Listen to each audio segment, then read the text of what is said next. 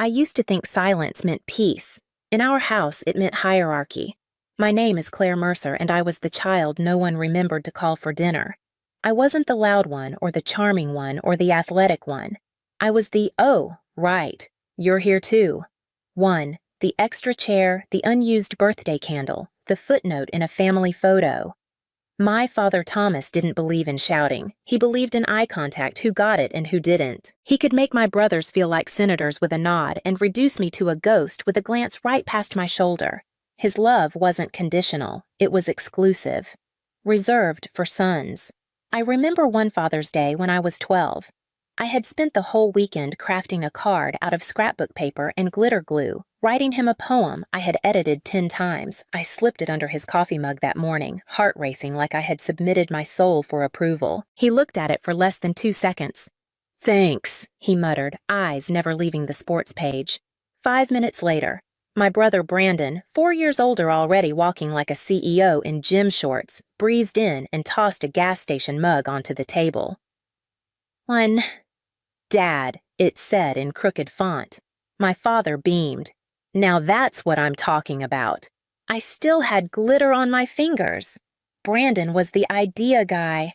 He once pitched a lawn mowing app at dinner when he was 16. My dad spent the next hour brainstorming names for it with him. Drew, the youngest, was the golden retriever in human form. Always smiling, always scoring points, always getting tackled and standing right back up.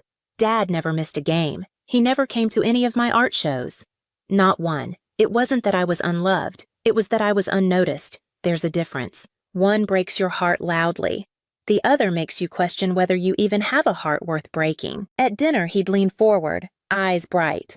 "Brandon, how'd the pitch go? Drew, coach say anything after the game?" Then he'd sit back and chew while I passed the salad. If I spoke, it was an interruption. If I stayed quiet, it was confirmation. My mother, Ellen, tried now and then. "You're special too, sweetheart," she'd whisper while folding laundry like it was a secret too fragile for the kitchen table. But even she obeyed the gravity in that house. Everything orbiting the Mercer men. I remember once asking for a new sketchbook from the art store downtown. It cost $38.95. My father didn't even look up from his tablet. "What's the point?" he said. "You'll quit halfway like everything else." That sentence stayed with me longer than most of my friendships. I got the sketchbook anyway. I saved up for weeks, walking dogs after school, skipping lunch to squirrel away the money. When I brought it home, he glanced at it once and said, "Hope you actually use it this time." I did. Every page, every night, quietly. By the time I turned 16, I stopped hoping for his attention. I still worked harder. Even I joined the honors program, took AP classes, and started a part-time job at the library. Not because I thought he'd notice. I just needed to know I could do things without him. Still, a part of me hoped. Just a little. When I got accepted into the State Honors Institute, I waited for the right time to tell him. It was a Saturday morning. He was sipping coffee on the back porch. Brandon had just left after borrowing the car. Drew was still asleep. I stepped outside, holding the letter in my hand. "I got in," I said. He looked up confused. Got in where I handed him the envelope. He read the first line, gave a small nod, then handed it back. "That's nice," he said, then added, "You'll have to figure out transportation, though. I'm not driving across town every day." That was it. No congratulations. No, I'm proud of you. Just a scheduling concern. The next weekend, Drew made the varsity soccer team. My dad invited the neighbors for barbecue. He ordered a cake. He grilled steaks. He even gave a speech. That boy doesn't back down from anything he said, raising a beer in Drew's direction. Real backbone. I brought out the paper plates. Later that night, I stood at the kitchen sink scrubbing grease from the pans. My mother walked in, drying her hands on a towel. "You did a good job with the food," she said quietly. I wanted to ask her something, anything. Why doesn't he see me? Why don't you say something? But I didn't. Instead, I said, "Thanks," and kept scrubbing. Things continued that way. Brandon started his first business during college, some online store that lasted maybe 6 months. Still, my dad bragged about it to everyone. "That's initiative," he'd say. "That's a leader." Meanwhile, I started a digital design internship, paid competitive. I mentioned it at dinner once. My dad didn't even look up. "Brandon," he said, "tell them about that new app idea you were working on." I stopped talking. I started saving. Not just money, but energy time. Pride. I stopped expecting approval and started building my own center of gravity somewhere outside that house. I picked up extra work from local businesses, designed flyers, managed their websites, taught myself to code after school using library books and YouTube videos. One night, while Drew and Brandon were out celebrating something, I was at my desk in the basement, eyes blurry, fixing bugs in a prototype I was building. My mother opened the door, leaned in. "Still working?" I nodded. She hesitated, then said, "Your brothers are lucky. Things come easy for them." Then she left. She thought it was comfort. It wasn't. I wanted her to say I was strong. Not just unlucky, but like always, she offered sympathy in place of support. By the time I graduated high school, I had a portfolio, a small savings account, and 3 local clients. I also had a plan. Not a big one, just enough to get out. I wasn't trying to prove anything anymore. I was trying to disappear without leaving a hole. I moved out the week after my 19th birthday. There was no big announcement, no goodbye dinner, no packed minivan in the driveway. I told them I'd be staying closer to campus to focus on work. My dad nodded like I'd said I was buying more toothpaste. My mom asked if I'd still come home on weekends. I told her I'd see what I could do. What I didn't say was that I'd signed a 6-month lease for a studio apartment across town under a new name, Claire Whitaker. The name change had been legal for almost a year by then. It wasn't about hiding, it was about starting clean. The old name came with too many rules I hadn't written. The apartment was small, the kind of small where you could sit on the bed and reach the fridge without standing, but it was mine. I bought a second-hand desk, a cheap coffee maker, and a folding chair from a yard sale. My office, my kitchen, my bedroom, all within 6 feet of each other. It was quiet in a different way than home had been. Less hollow, more free. Most nights I worked. Not because I had to, though. Money was tight, but because I wanted to. I was building something, a platform that helped small businesses track their digital sales more clearly. Nothing fancy, but it worked. And people noticed. I started taking freelance contracts through word of mouth, designed better checkout flows, wrote custom code for mom-and-pop shops, answered emails at 1 a.m. because no one else would. Slowly it grew. I didn't have investors or mentors or family asking about my progress. I had long hours, burnt coffee, and stubborn focus. There were nights I wanted to quit, nights where a bug in my code made everything crash and I had to start from scratch, times when I was down to my last $20 and still said no to quick-pay design gigs that didn't align with my vision. I ate a lot of toast. I ignored a lot of birthdays. I didn't send holiday cards. I didn't go back for Thanksgiving. When my family texted, I replied with one-line answers. I wasn't angry, just elsewhere. Occasionally, I saw them on social media. Photos of my brothers at conferences, golf outings, baby showers. Brandon in a suit giving a speech to some startup group, Drew holding his firstborn, my dad beside him beaming like he'd just won something. I watched them live in the center of a story I had exited years ago. And then quietly, the shift happened. One of my longest clients, a small online craft supply store, referred me to a regional distributor. That distributor referred me to a retail tech investor. The investor liked my product. He liked that I'd built it alone, that I hadn't taken outside funding, that I knew what I wanted. 6 months later, we signed a seed deal. Not a massive one, but enough to move out of my studio and into a tiny office space with real windows and chairs that didn't fold. I hired 2 people. One was a self-taught developer who reminded me of me 5 years earlier. The other was a former project manager who'd been laid off after maternity leave. We worked well together, quietly, efficiently. We didn't print press releases. We didn't throw launch parties. We just kept building. One afternoon during a meeting, I got a call from the investor. "I've got something for you," he said. "Anderson Systems is looking shaky. We're in talks to acquire. You're already integrated with half their clients. Think about it." Anderson Systems. That was the company where my dad had worked for the last 10 years. The one he talked about like it was his second home. The one he wore a branded polo shirt for at every barbecue. I didn't say yes right away. I waited a full week. Then I called back. Voice steady. "I'll do it, but make it silent. I want the board to approve it before my name comes up." He chuckled. "Claire, Whitaker always playing it cool." I wasn't playing anything. I just wasn't done. Building. 2 years passed before I saw them again. No calls, no visits, no questions. I don't think they noticed I was gone. Not really. That's the thing about being invisible. After a while, your absence blends in with your presence. No one marks the difference. Then, one afternoon in May, a message popped up in the old family group chat. Father's Day, BBQ 4 p.m., same place. Let us know if you're coming. Drew had sent it. Brandon replied with thumbs up emojis. My mother hearted it. No one mentioned me. I didn't overthink it. I typed a simple, I'll be there. No one responded. No follow-up, no questions, just silence. Familiar, almost comforting. I spent the next week working as usual. We had just closed the Anderson deal. The legal paperwork had cleared. The press hadn't heard yet. That had been the condition. My name would appear on the executive register the Monday after Father's Day. On Saturday night, I picked up the car. It was a lease technically, but it looked like something off a tech CEO's dream board. Black sleek, almost silent when you drove it. I wasn't trying to make a point. I just wanted to arrive, like someone they wouldn't expect. In the passenger seat sat a small black envelope.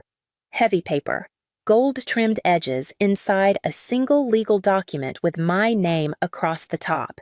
My real name, not Mercer. The morning of the barbecue, I dressed simply. Navy slacks, cream blouse, flat shoes, no jewelry, no lipstick, just clean, quiet confidence. I arrived at 4:07. The Mercer house looked exactly the same. Fresh mulch flag in the yard, folding chairs in the driveway. My dad stood at the grill, laughing beer in hand. Brandon was showing someone pictures on his phone. Drew was tossing a football with two kids I didn't recognize. When I stepped out of the car, heads turned. For a moment, the air seemed to shift, not cold, not warm, just uncertain. My dad noticed me last. He did a double take, then smiled. Well, he said, flipping a burger. Look who finally decided to show up. I smiled politely. Happy Father's Day. My mother came out of the kitchen with a tray of glasses. Her expression was unreadable. We didn't hug. Inside the dining room looked like a Norman Rockwell painting. Long table white tablecloth iced tea, sweating in pitchers, bowls of corn and coleslaw. Everyone took their seat like it was rehearsal for a play they'd done 100 times. I sat near the end, not next to anyone in particular. Not expected, not unwelcome. Just present. Brandon started talking first. Something about a funding round, new investors market traction. My father nodded like a proud manager at a performance review. Drew added a story about hitting his quarterly bonus and winning some kind of team award. I said nothing. No one asked.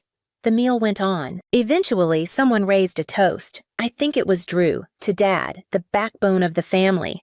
You taught us how to lead. Everyone murmured approval. My father stood holding his glass. I couldn't be prouder of my boys, he said, pausing to let it land. Real men, they don't quit. They don't ask for favors. They build. That's what this world needs. He looked around at the table and Claire. He added with a shrug and a smirk. Still out there trying to figure it out, I guess. A few chuckles. Nothing cruel, just casual dismissal. The kind that cuts cleaner than rage. I placed my fork down. I actually brought you something, Dad, I said, reaching into my bag. The room quieted. Forks paused. Glasses stopped midair. Just a small Father's Day gift? I stood and walked outside. The backyard was quiet except for the wind moving through the trees.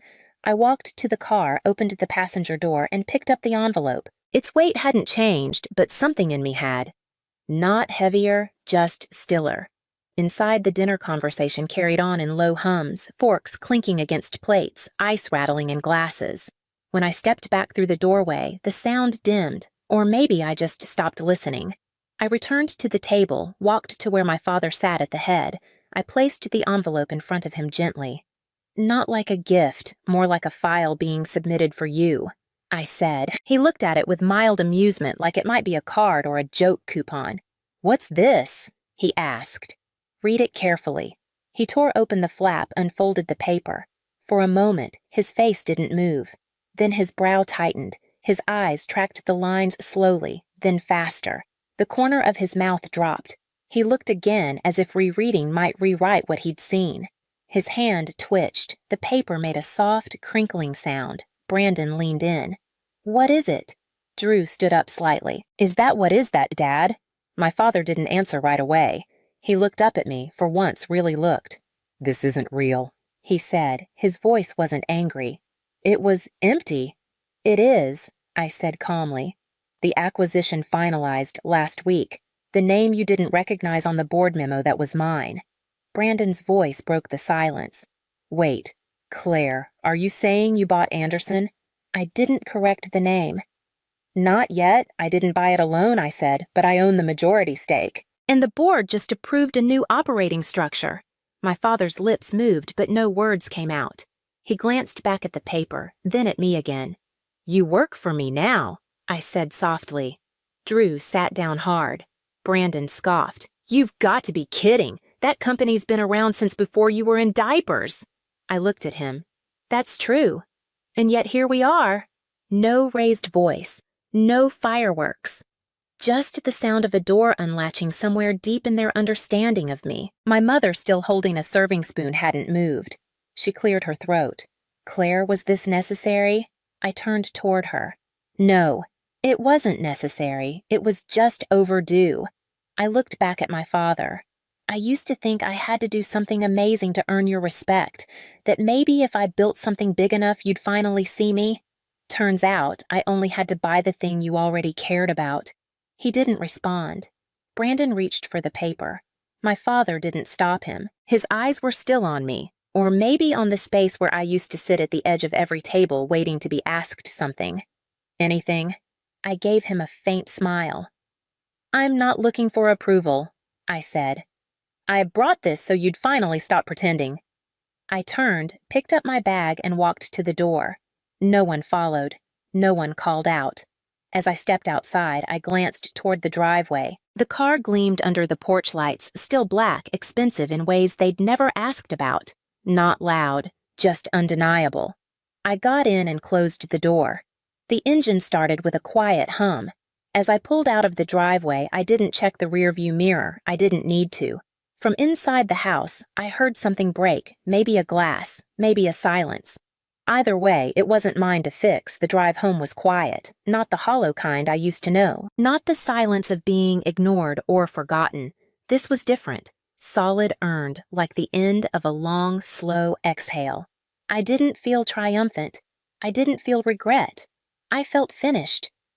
Back at my apartment, I hung up my coat, placed the envelope copy in a locked drawer, and poured myself a glass of water. No champagne, no music. Just stillness. My inbox had a few unread messages. One from a client, one from an investor, and one from my mother. Subject: "Was that really necessary, Claire?" No greeting, no sign-off. Just the kind of question that came too late. I didn't reply. I read it once, then clicked print and slid the page into a folder in my filing cabinet labeled Legacy. The next morning, I walked past the mirror in the hallway. For years, I had avoided it. Not out of vanity, but because every glance felt like a reminder of who I wasn't supposed to be. But now I paused. The woman in the reflection stood straight, calm, and whole. She didn't look angry. She didn't look victorious. She looked real, like someone who had built a life from scraps and silence.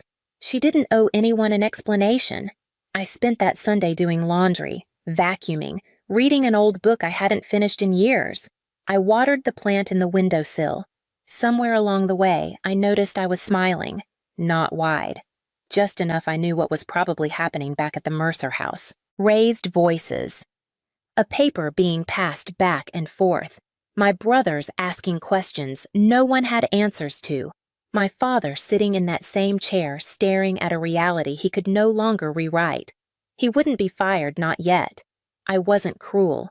I didn't want to destroy his life. I just wanted him to know that mine had never needed his permission to exist. That night, I opened a new notebook, clean pages, no lines. I wrote 2 words at the top of the first page. "I'm here," not loud. Not in all caps, just clear. They'll talk. I'm sure Brandon will say I planned it for years. Drew will say I've changed. My mother will wonder where she went wrong, and maybe someday they'll realize that I didn't come back to impress them. I didn't come back to win anything. I came back so they'd finally stop pretending I was never there. I don't know if they'll ever say sorry. I don't need them to. Some truths don't require acknowledgement. They just need to be said once, out loud, then left behind.